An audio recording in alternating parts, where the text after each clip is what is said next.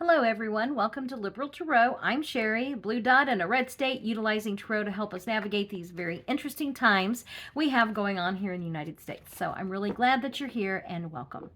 The focus of today's reading is going to be Trump on the world stage, and what appeared to be him falling off the stage. So he was at the G7. He left early. I mean, we've seen the videos. I don't want to rehash, all of that. Even though him dropping his papers, that was just such a metaphor. Here's this great deal and it all falls apart. I mean, it was like, yeah, that looks about right.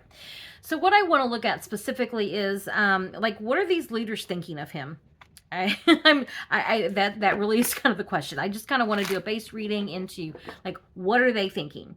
He left early from the G7, because he gave the reason because of the conflict in the Middle East, but he left before before he had a chance to sign the de-escalation statement that the G7 is putting out, regarding Israel and Iran. So he didn't sign that.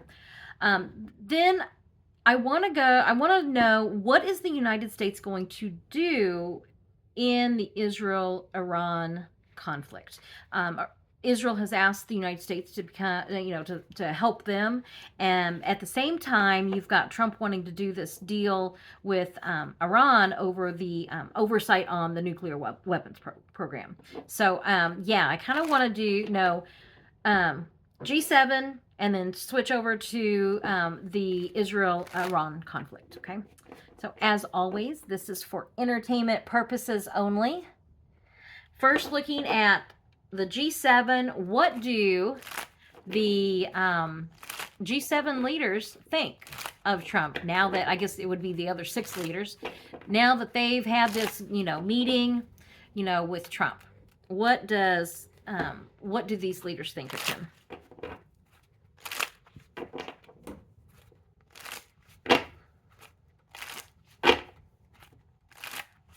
Okay. As always, this is for entertainment purposes only. Want to make sure I always get that in there. Okay, so at the heart of this, the here and now, the United States. Okay, the Queen. Typically I see countries more as the female cards, and the Queen of Pentacles. We are, the Pentacles is that tangible stuff. We the people, life, liberty, and the pursuit of happiness, all those ideals. I mean, that's here we are, the center of this reading, and the challenge is you get the 2 of Wands here, and this is negotiations and communication. This is, he's wanting all of these deals. He's wanting these deals. And so that is what do they think of him? They think of, he's all about these deals. That's what they think. And I get they're trying to talk to him, but, it's definitely not the United States that they are used to. Okay, the options here, it's not the United States that they're used to. There's the conflict. Because I was these center cards are they're kind of they're used to the United States being this great country and, talking to and coming together and looking out into the future. And it's okay, that's those are really good cards. But then you get here the 8 of Swords. And this is the options. They really, it's so just restrictions. Okay, this is not a normal G7. This is not normal. There's not any part of this G7 that was normal. And I was asking from the leader's point of view, and that, it's we can't do what we're used to doing. Okay. Because of the restrictions. It's we can't talk with him. We can't communicate with him. We're all seeing that cognitive decline. Okay, they are too. The past experiences, one, a strong message. They used to be able to count on the United States. And that strong message, in the past, there would have been no doubt whether or not that de-escalation statement would have been signed. Okay, but now, here we are in the second Trump era, and, all of this stuff is in the past. The recent influences, Page of Cups. Okay, so pages are going to be, those inexperienced, it's an inexperienced person. Cups, emotions. So what I'm getting here is the recent influences Trump's, I'm literally getting like Trump's mind is that of a child. Like you can't, you know, he throws temper tantrums. He throws, he just, the feeling I'm getting is just they just look at him and go, the toddler in chief. Okay, that's what this is. And, how do you negotiate with someone like that? You don't. You can't. Okay. And then the potential here is the Justice card. Yeah, they're doing the best they can, trying to keep balance, trying to keep peace, trying to keep this coalition of countries together. Now, as I said, 6 of them strong. Okay, but the 7th one, it's just not quite right. So, is he? What else are they? And I kind of get this feeling like they're trying to get things done, but how do you, whenever you've just got this, crazy over here?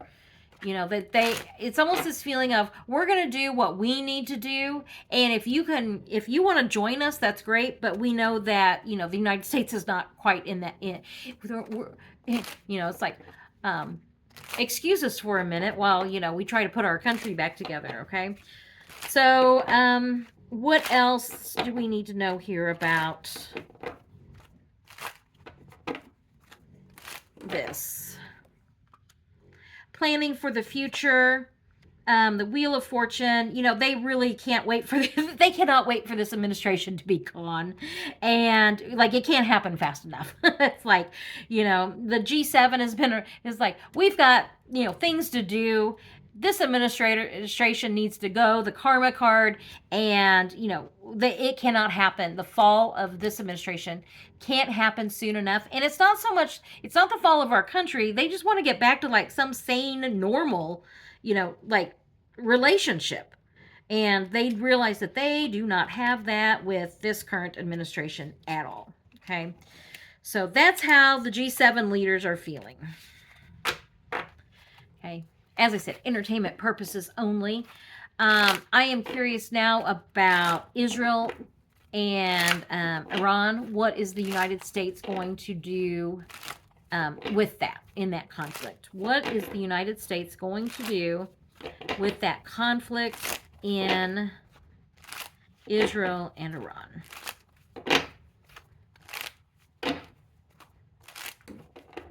Okay, and with that, the very center of this is, the emotional leader. That's going to be, Donald there. Okay. And so I was asking about the Middle East. He's coming up front and center. Okay. The challenge is you don't know what Trump you're going to get.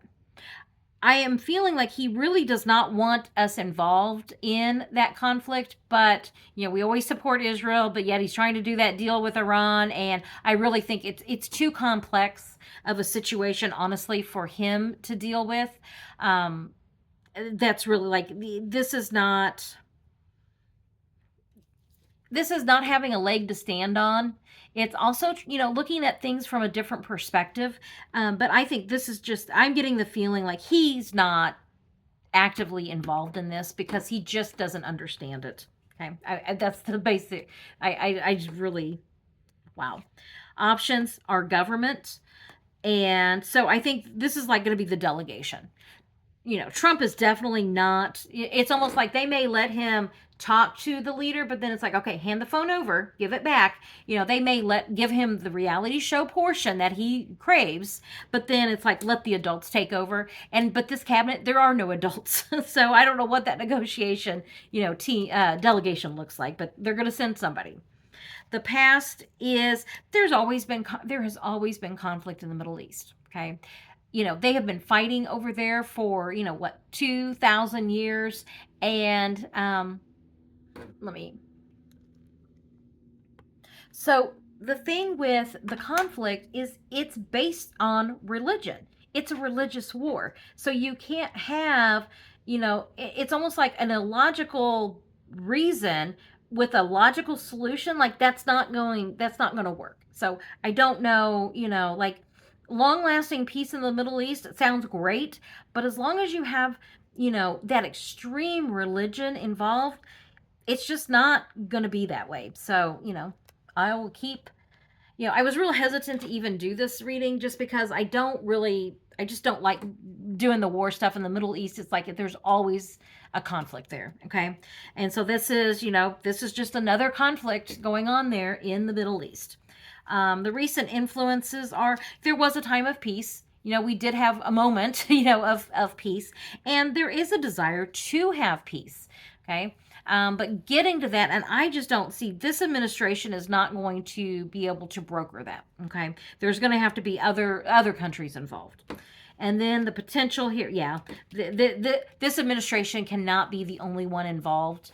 It's got to have. There's got to be other governments involved. There's got to be somebody else actually needs to be the one who negotiates the peace here, because I just don't see, that happening. So what can we expect, in this conflict? What can we expect in this conflict?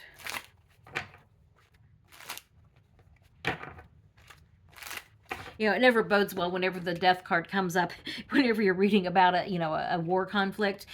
This just really, it means transformation, okay? There's actually other cards that would mean death more than the death card. I mean, for me anyway, as I read. So I'm really just seeing this as, it will eventually end, but it's not going to be the United States that brings this conflict to an end. And who, things are murky.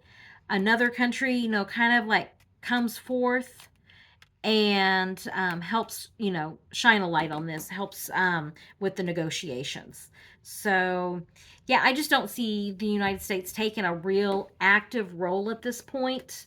Mainly because, he just flip-flops and, it's a new world.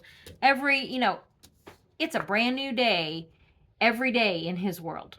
So it's really hard to negotiate and, be a mediator whenever, your foreign policy is, what are you going to do for me? So he would probably side, whoever's going to give him a, Trump Tower. I just don't see, that's just, I'm not really getting a whole lot on that with that. Okay. So with what we saw at the G7, they're seeing that on full display. They're seeing his diminished state on full display. I'm sure there's some concerns about that. There should be. Okay, there absolutely should be. As far as Israel and Iran, I'm not getting real strong. We're getting involved in that feelings from that. He really wants that nuclear oversight deal. Like he really wants that. So I don't know that he's going to risk that to, strongly support Israel. I mean, there'll be some propaganda. There'll be some, some strongly worded statements of support, but maybe a delegation to try to broker peace. But that's about all I'm seeing at this point. Now, the thing with reading about, Donald there is that, I mean, taco is probably the nicest thing you can say. And so, what I'm doing is trying to read, this addled brain of his. And it's safe to say that whatever he said today will be different tomorrow, which will be different on, the next day and the next day. It just goes back and forth all over the place. So, I try to settle on, okay, what is the general, what can we expect, generally overall? So generally overall, as it relates to the Israel-Iran, he wants things from both countries. So he's going to play kind of both sides there. I just don't see us getting strong, involved. Now, it may be oh, yes, we're going to do this for Israel, but we're going to do this for Iran, like that kind of thing. I don't see boots on the ground. I don't see, I really, I'm a step back. I know that there's been an increase in some military personnel, close in the area. I don't see that being something that, we get involved in. So, as I said, that can change, but the big picture, this is not going to be something that we're involved in, for, 12 years. Okay. That's not going to happen. Is there going to be some back and forth, little things, back and forth, this and that? Yes. Overall, I don't know that this conflict is going to be long lasting. I think that it will come, to an end. There'll be some kind of tentative peace brokered. As far as that nuclear deal, I don't think that's going to happen. Okay. I don't think they're going to give Trump that. Okay. They're just not. Some of it is they just don't want to give it to him. So that's what I'm feeling with that.